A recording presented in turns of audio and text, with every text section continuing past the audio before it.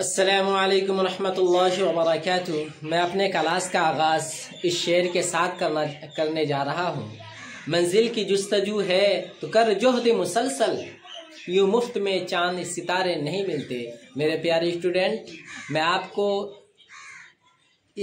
उर्दू कवायद की तरफ लिए चलता हूँ जो बोर्ड पे आपको नज़र आ रहा होगा।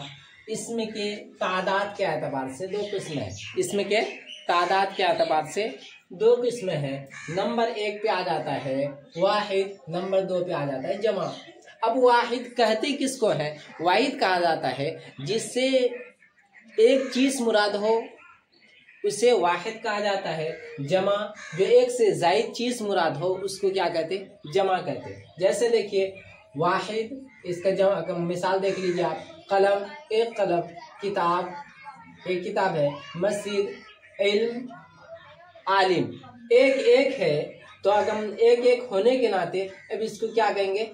वाहिद। अब जमा, अगर जमा की तरफ आ जाइए। जमा किसको कहते हैं? जमा कहते हैं जो एक से जायद चीज मुराद हो उसको क्या कहते हैं? जमा।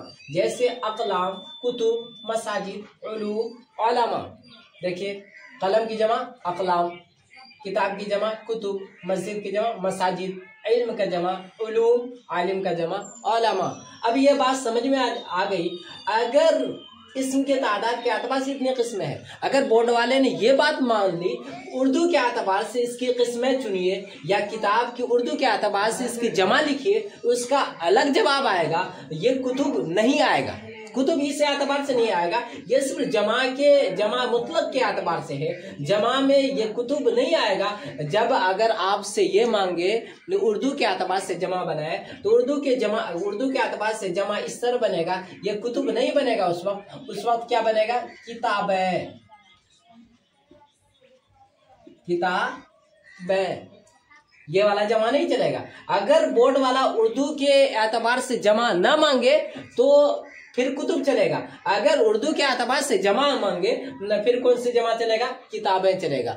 मुझे उम्मीद है कि आपको समझ में आ गया होगा। जिन को समझ में ना आया हो वो कमेंट करके बताएं क्या समझ में आया, फिर मैं उससे समझाने की भरपूर कोशिश करूंगा।